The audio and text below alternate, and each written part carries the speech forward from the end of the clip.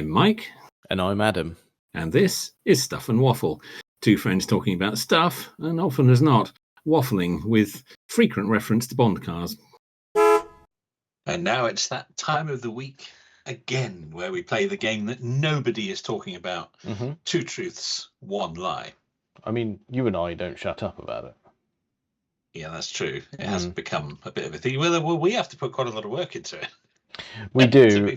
So that's why we're quite invested. Is our way of putting it again. The competition is hotting up. Oh, it's neck and neck. It really is. It is. We're 10-9. Yeah, you are still ahead, but only by that single point now. So there's everything to play for. Now I have prepared 3 statements this evening. There is a theme this evening. Oh. Yes, we're all about the American car tonight. Oh yeah, we've got bullhorns on the bonnet, we've got pistols for door handles, and we've got a Confederate flag on the roof. It's all happening. Yeehaw. Yeah, exactly. Okay. Well, this is dangerous territory. It is, and I'm hoping an area that you are perhaps a little less knowledgeable about. To be honest, it does depend on the American car in question. It does. Yeah. So let's see. Now, these are quite detailed and quite long. Oh, bloody hell. What are you doing to me? Sorry about that. So if I sort of read them in full so that you get a feel for it, and then we can always go back over details and repeat stuff and things like that. So, but I assume you are poised with somewhere to make notes. Yeah. No, we are now though. We're here. Okay. Yeah. Okay. Right. Well, without further ado, then I guess we'll launch into number 1. Please do. The 1969 AMX3. Oh God! Right. Hang on. I was going to read it in full. Okay. Yeah, true. Go on then. I'll let you read it in full, and then I'm going to need you to break it down as if I were some sort of primary school child, because I am not awake enough. Yeah, well, I'm hoping that works in my favour. Brain at half mast and all that. Okay, let's start again. I was going to read it in full for our dear listener, and then we can break it down for yourself. So, all right. Yeah. The 1969 AMX3 was a mid-engined V8-powered sports car developed by AMC in collaboration with Ital Design and BMW, with a sticker price of $15,000. Right. Okay. There's a reasonable amount to unpack there. Right. There is. So, the bit that my brain has managed to retain was the 1969 AMX3 was a mid-engined, and then I think you said V8 sports car. Mid-engined V8 sports car. Yeah. Yeah. Developed by AMC. American Motors Corporation. Yeah. In collaboration with Ital Design and BMW. Collaboration with Ital Design and BMW with a sticker price of $15,000. $15,000 of your dollars, right? Of your American dollars in 1969, yes. Right. I think I've got it. Okay, good. Yeah, I mean, there's a lot in there. Bit to chew on, yeah. Okay. Yeah, that's right. Well, we can come back to it. There's no point in me dwelling on it now. No, let's just get it down, and then you can think about it. So, number 2. Number two. If you thought there was a lot of detail in number 1, you haven't listened to number 2 yet. Christ. Go on then. Okay. The longest car in the world is a Cadillac Eldorado with a 100-foot stretch, featuring a swimming pool, a diving board, a jacuzzi, a mini golf course, a helipad, and seating for 75 people. For goodness sake. Right. Now let's break it down. Shall I go through that again? Yeah, the longest car in the world is a Cadillac Eldorado. It was about as much as I've managed to scrabble together there. You were a Cadillac Eldorado with a 100-foot stretch.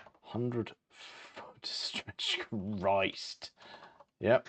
Featuring a swimming pool. Swimming pool. A diving board. Diving board. A jacuzzi. Yeah.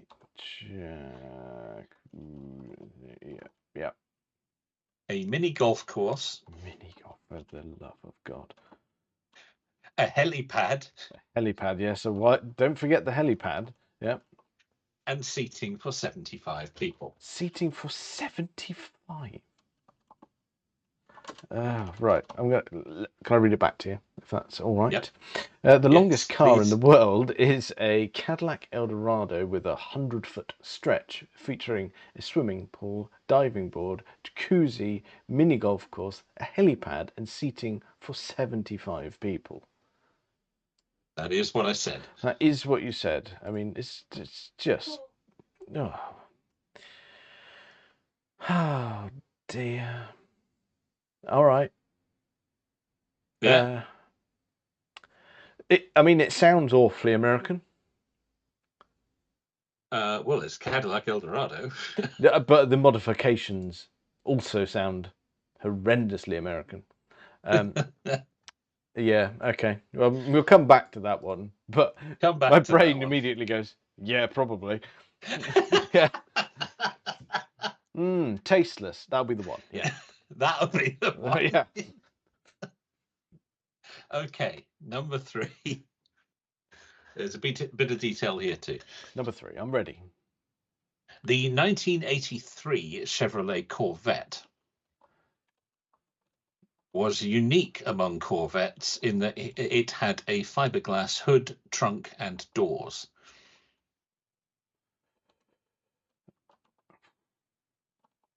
Right, hang on.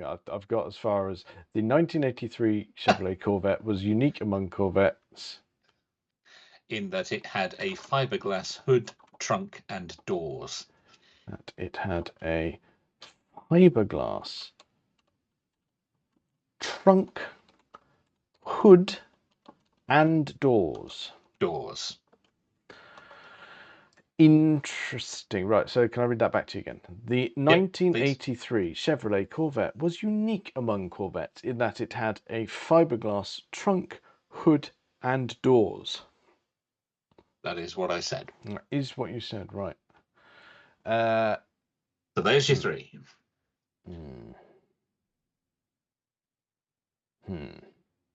I mean, they're fairly famous for being quite fiberglassy. There's a lot of detail for you to work with tonight. I accept that. Oh yeah. Yeah. That's. Oh dear. Right.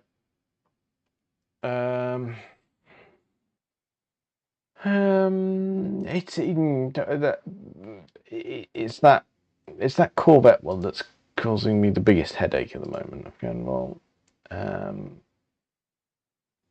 mean, like I said, they're quite fiberglassy anyway. Yes. Yeah. They never were the best built cars in the world. No.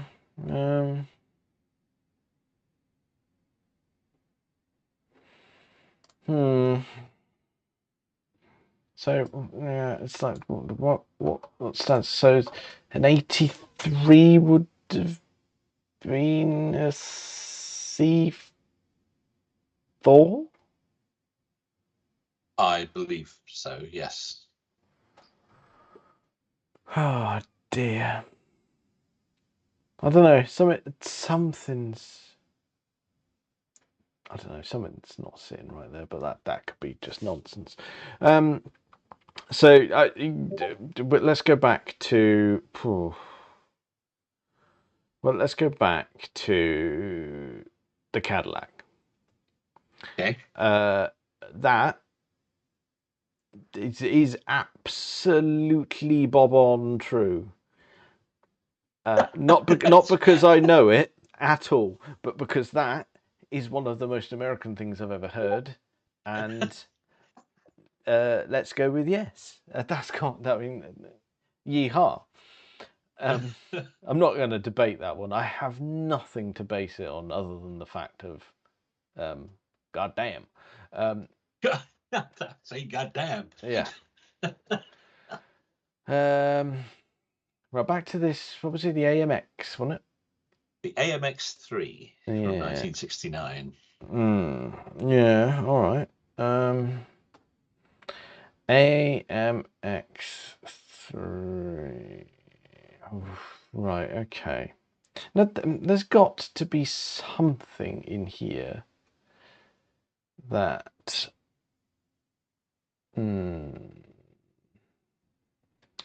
I can, yeah. Well, there's collaborations all over the place.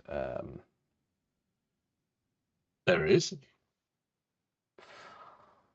See, I don't know anything about this. I can believe that something like this happened. But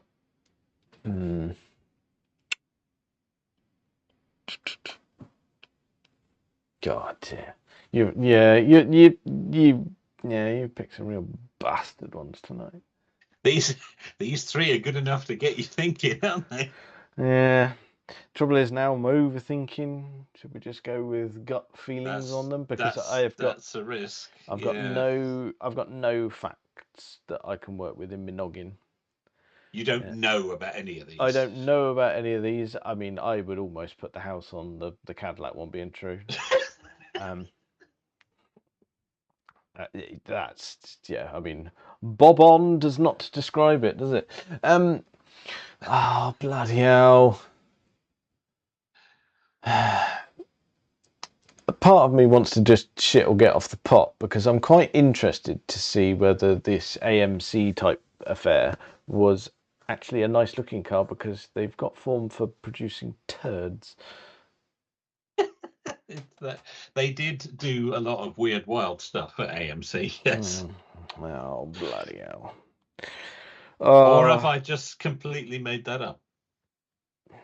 No, do you know what? We're at a point now where there's a hint of truth even in our bollocks. Yeah, exactly. Exactly. I am quite often basing the rubbish ones on some facts and just twisting it a bit. So. Yeah, or they're all true, but you've done something daft with that bloody AMC and gone, oh no, it wasn't 15,000, it was 10,000. Yeah, that or something like that. Something really cruel. Yeah. Ah, Christ. Yeah, right, no, here we go. I'm going to do it. I'm going to go with purely gut feelings. So, the AMC or AMX or whatever the bloody hell it is, true. Cadillac, true. Corvette, false. Your final answer? Yeah. Lock those in? Yeah. Lock it in. Otherwise, we'll be here all night. Yeah. It's going round in circles. Yeah. Okay, well, then I can reveal that you are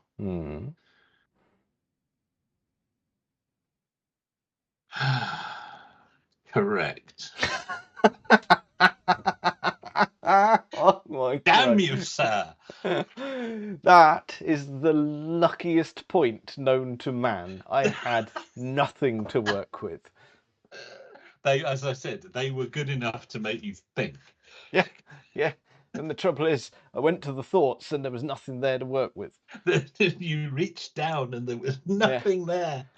Yeah. Oh God. Right. Damn it. Right, I can Google this AMX now, can't I? Right, hang on. You can, because it's real. That one is true. AMX3.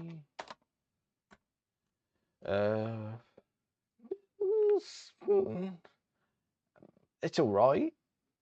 It's not stunning, is it?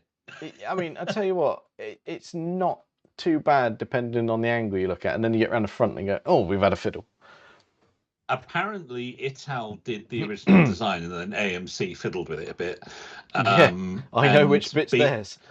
Yes, and BMW did a lot of testing and sort of prototyping for them. Okay. So yeah, that one is absolutely true. How AMC ended up doing things with BMW, I have no idea. How they could even afford to do things with BMW. Not a clue. Not a clue. No. But it was that only a handful were ever made. It wasn't. You will be amazed to learn it wasn't a big seller. So that's my next point. Did it make it to production?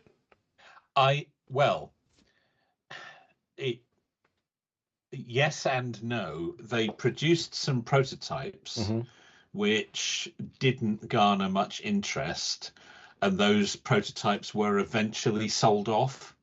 Okay. So no, it didn't go into production, but they did eventually sell what they had made. And I believe some do still exist in private hands. But no, I can't remember the exact figure off the top of my head. I think they may have made 7. Okay.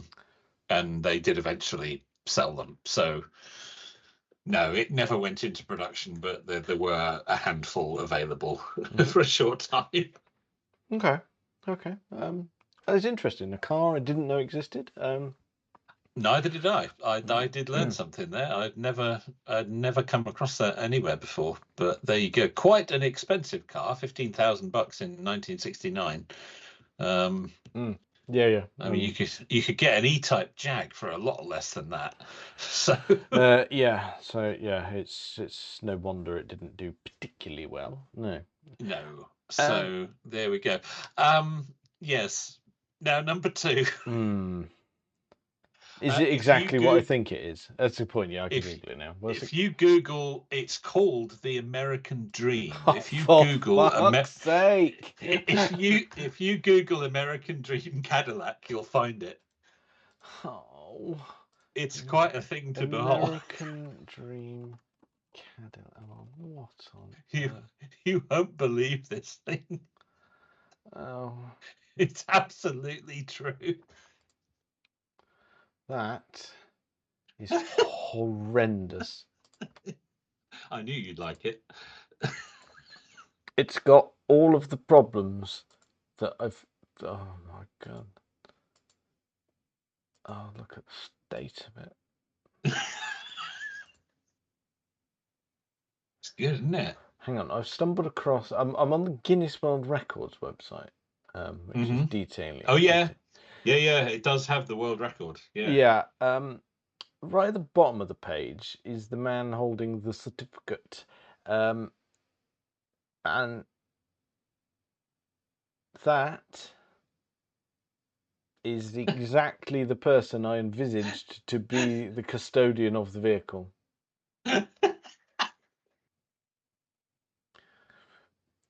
That's a person who has a perception of luxury, which couldn't be further from it if he'd actually tried. Yeah, well, he did. He stretched the Cadillac. Well, that's not new territory. But no, this one is not stretched in somewhat more of a fashion. Oh my God, that's awful. It's everything I thought it would be. Yes. And absolutely, you never had. Yeah, I don't know. I had a mental no image about that, and it fulfilled every pixel of that image. It is exactly what you thought of when I first said it. Yes. Yeah, that's a no from me on that one. It's everything you expected it to be. Yeah. Yeah, that's horrible.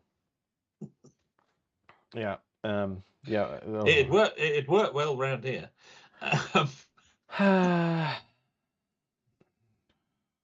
Just. Oh. What? I don't know, but I encourage the listener to Google it for yourself, and because our description can only go so far.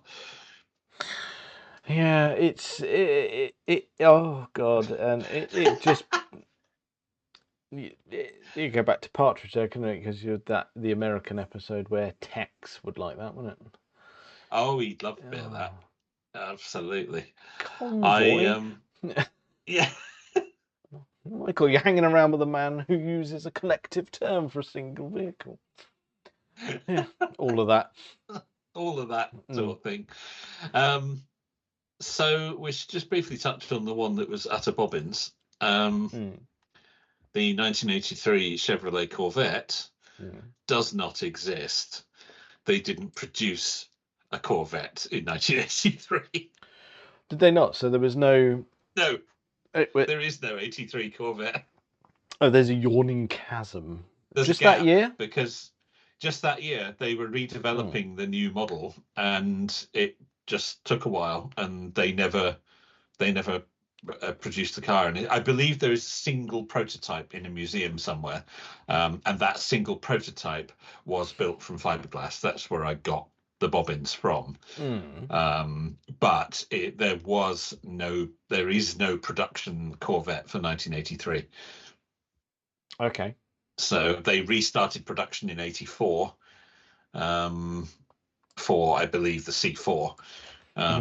But there is no such thing as a 1983 Chevrolet Corvette. Right. That's a nice little nugget. I like that. Yeah, I was really hoping you were going to fall for that, and there was a moment there where I thought you might, because you were sort of talking yourself into it. Into it, out of it, and going, well... Yeah. And because that's the one that caused the most issues. I know, and that worried me from the very beginning. I thought, oh no, he's unsure of the one I didn't want him to be unsure of. Yeah, but I mean, not for the right reason in the slightest, but... Oh, no, not for any of the right reasons. There was no reasoning behind it. But when that happens, when you pick on one early on and you're umming and ahhing about it, that often signals that I've not done a good enough job. Well, but do you know what? I mean, yes, I can gloat and go, oh, yes, I've got 11 points. That was through no way other than luck. No skill or knowledge went into that result. Absolutely not.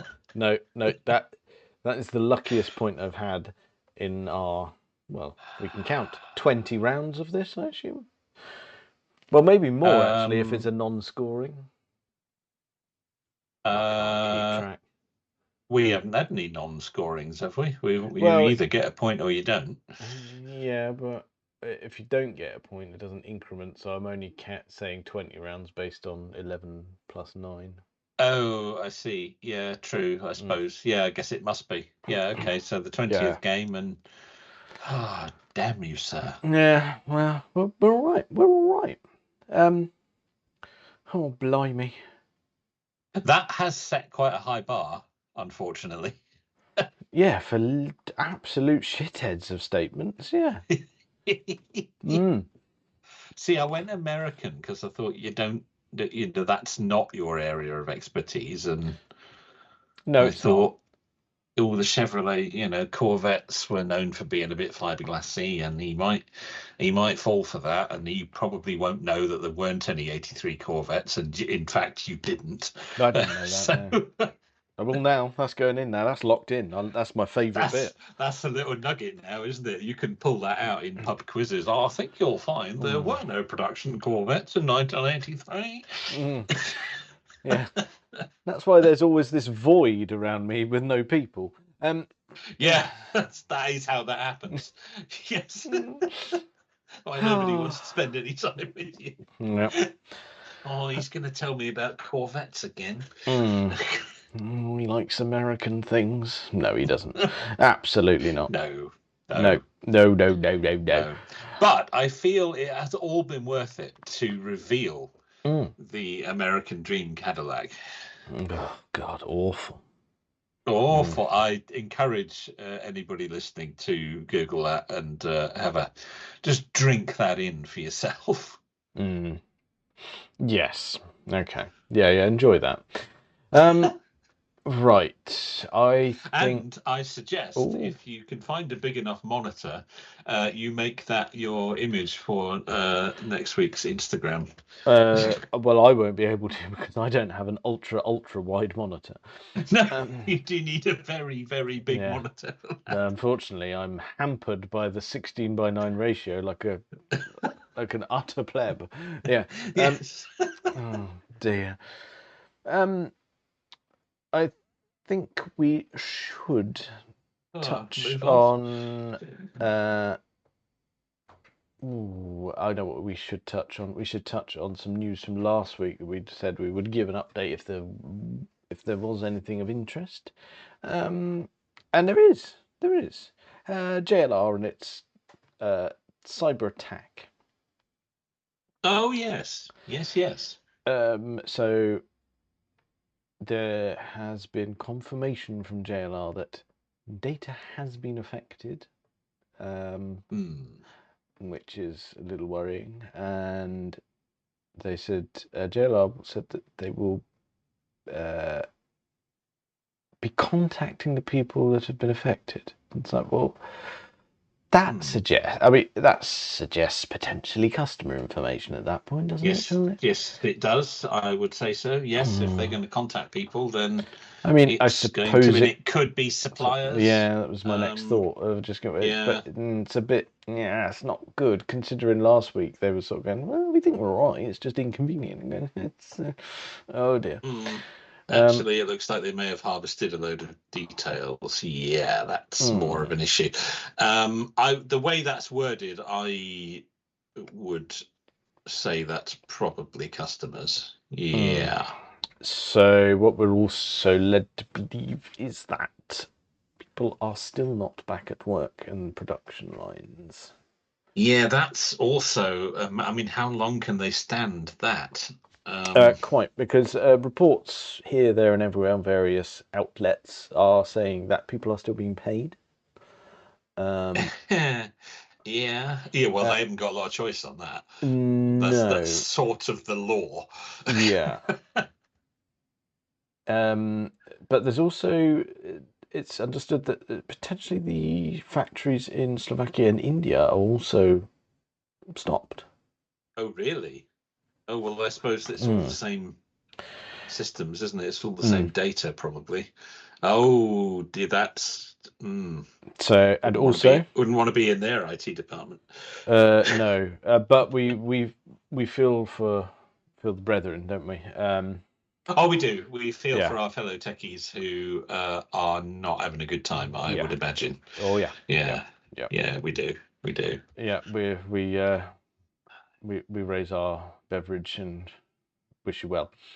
We do wish you well with your data related issues. We feel for you. That's not nice. But we also feel for the wider JLR community because it's uncertain times. I mean, it was uncertain times anyway. Well, certainly for the J, yeah. Certainly for the J bit, but now the LR bit is in trouble as well potentially. I mean, how long can they keep dormant factories with fully paid workforce? Quite. So what's also interesting is it's been noticed that the public-facing websites are operational. Car configurators are there, but not accepting orders. The websites are basically directing people to buy from stock. Yeah, so they're selling whatever they've got in dealerships already. Yeah. So. That's not ideal, is it? I thought it probably would have blown over and all would be well, but actually, I'm a bit fidgety reporting that. Well, I mean, what with our technical hats on, everything being down and non-functional for this long, does that suggest more than just a compromise of security and data being harvested? Does that suggest actual system corruption or encryption or something along those lines? Yeah, I mean, we can speculate, but it does have that feel about it, doesn't it? Well, surely the priority would be to get the factory back up and running again. And even if servers and things were completely trashed, well, you go back to your latest backup and roll on again. Even if your data is a little bit out of date, at least you can keep things moving. It's better than being completely down. But if they're not in a position to even do that, then that's some serious infrastructure issues, with potentially destroyed backups as well, which can happen in ransomware and things. Backups, if they are permanently online backups, they can get trashed as well. So, and thus you lose your recovery point.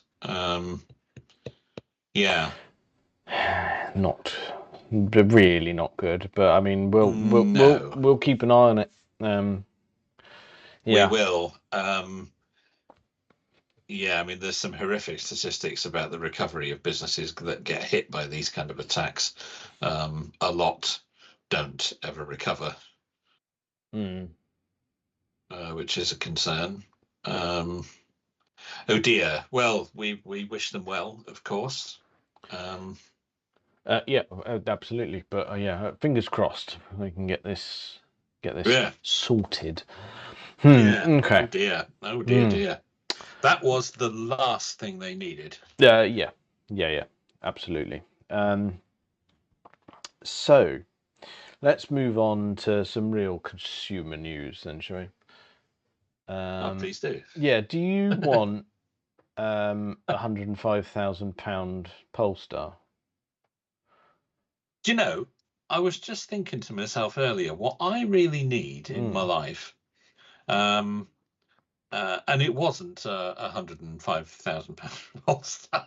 Oh, bugger. I know it could have gone either way. I was so close, but on balance, I think probably not. Do you know what then? I think you might not be in the minority there. No, probably Polestar not. has joined that ever-growing sector of the market and gone, "Oh, should we make a colossally expensive electric saloon car that everyone wants?" Oh, no, that third bit there, I think is the bit where there's a problem. Yeah, because Taycan's selling really well. Model S is doing brilliantly. Oh my God! Yeah, they've gone in and gone, let's get a slice of that. Yeah, a slice of that action, because that's gone really well for everyone else who's done that. Yeah. Oh dear. What on earth is that about? That is odd, isn't it? I mean, it's not a bad looking thing, actually. No, I suppose. Oh, it's pricey. It's a bit. It's just, and I'm sure it's. Yeah, I'm sure it's probably all right. I mean, I quite like the look of it. And Polestar's. Well, I mean, we haven't heard any horror stories about what they've done so far. No, it's just £105,000. I'm struggling with that. Yeah, I just don't know why they're bothering. Finally launches its Porsche Taycan rival, is what the news says. Finally, finally launched a rival to a car which is already struggling. Just seems a bit stupid. It does. I mean, they won't have just plucked this out of a hat. It will have been in development for a while, so maybe they figure, well, we've made it now, and try and sell it. Get some of the development costs back. Yeah, great. Get right on that. Yeah. I wasn't expecting that, but nevertheless, there it is. The very embodiment of its car building manifesto, apparently. Oh my God, Watson. That tells you everything you need to know, doesn't it, really? Yeah, it's sentences go. That's awful. Yeah, it's terrible. No, Yeah. I think there's dropping the ball, and then there's that. That's ridiculous. And they're saying that's going to be the flagship of the range. Yeah, that comes back to that whole thing of, well, everyone's flagship is tanking. Yeah. Don't do that. Yeah. No, don't release a car at that price point, because they're not selling.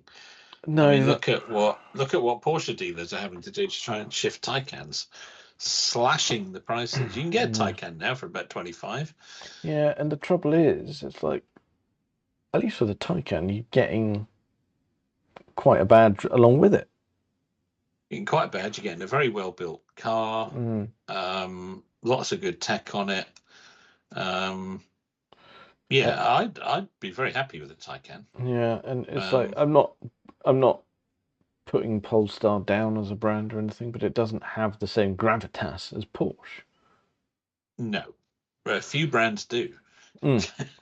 So yeah, I have no idea what they're thinking. Good luck with that. Yeah, that's very strange. As I say, it's not a bad looking car. Actually, I quite like it, but I just don't understand why they're doing it. Yeah, that's weird. That's weird. Yeah, I don't get it. no, I don't get it. Although in EV car news, if we just briefly touch on the new BMW, I think it's the iX3. It's the latest. Are you going to make me want to puke when I look this up? No, because the looks have. I think it's iX3. Oh, yeah. Based on the images that have been returned to me, you and I are going to be having words. I haven't said I haven't said what the news is yet. They're going to burn them. No, that's not the news. Okay. What I'm going to say is it is slightly better looking than what you might have imagined.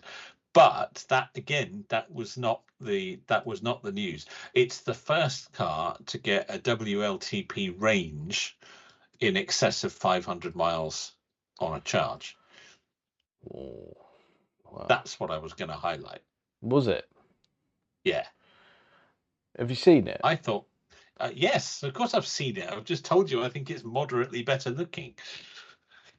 Than what? A dog turd? than its stablemates. Oh, yeah.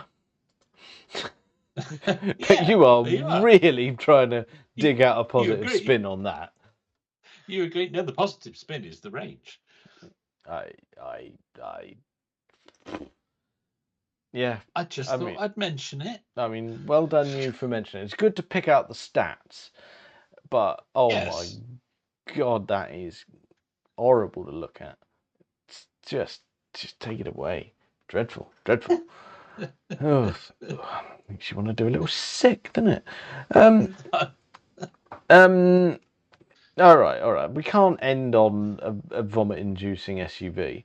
No, we can't. You're quite right. No, I tell you what. Then we better end on a 911 then, shall we? Oh, go on then, because that'll make you happy. Yeah. That's at least you know what this podcast is about. Pleasing me. So the new turbo's out, isn't it? The 992 Gen 2 Turbo. Apparently, it is, and the headline fact for this one, if we're going down a stats route or a spec route or something like that, you will be very interested to know that this one is hybrid. Oh, okay. But in the same way as the one we discussed, the T hybrid before was. Yeah. So you're not going to go and be plugging it in. No. But it's got the tech, that T hybrid tech in it. So it doesn't. Can it run on pure electric, or is this merely a performance boost? This is boost. Yeah. Oh yeah. It's on boost. Yeah. Yeah. Okay. So it's super nice. So it's basically very similar to the GTS that we discussed. So there's no belts, no alternators, no starter motors, all that sort of stuff. All of the hybrid is integrated and all that sort of stuff. And it's just a little bit of oomph. But yeah, so that is what is it? It's a 3.6 flat six twin turbo, smidge over 700 horsepower. So beefy, isn't it? Yeah, I'll take your face off. It certainly looks like a 911. It does, and it's got much like the GTS. It's got those sort of slats in the front grille, which do you know what? I'm still undecided on. Yeah. Mm. Yeah, I know what you mean. Right. I know instinctively I would gush, but I'm you would. As styling cues go, I'm willing to give it a bit of time, but as it stands, probably not a big fan of that. Maybe it's one of those ones. Maybe it'll grow on us, but I don't know. But if that's the worst thing you could say about it, it's not doing too bad, is it? No, and do you know what? That will be staggeringly capable. Yes, I'm sure. Well, they all are, aren't they? Yeah, but that will be staggeringly capable and ruinously fast. So all of the best bits. So yeah, nice. And it's just reading the details. Revised valve train, all new cylinder head, two throttle valves. Oh, it's all going on in there, isn't it? It's all happening. Yeah, 3.6 litre flat 6. Yeah, it's very Porsche. It's very 911. It is. Yeah, I quite like the styling tweaks. I mean, slats aside, I'm quite interested. It's. I mean, the one thing that's going to be the issue is when you see it in person, you go, God, it's going to be big. Yeah, well, they are now, aren't they? That's the thing. The days of the 911 being quite sort of small and dainty are long gone. They're quite big, hefty things these days. Yeah, that's why that sweet spot is still, like, you look at it and go, anytime you see a 997, you go, God, that's it. That's the one. Well, that is the one that has become the sort of discerning choice, hasn't it? It was the last of the old school 911s, if you like. Yeah. Still, apparently this new one has slightly better fuel economy. Oh, perfect. Yeah. And slightly lower emissions. There you are. So what you're saying is buy the new 911 Turbo to save the planet. Well, either that or a Rover P6. Well, I think that's probably enough of that for this week. Check us out on all the various social medias and things. Thank you very much for listening.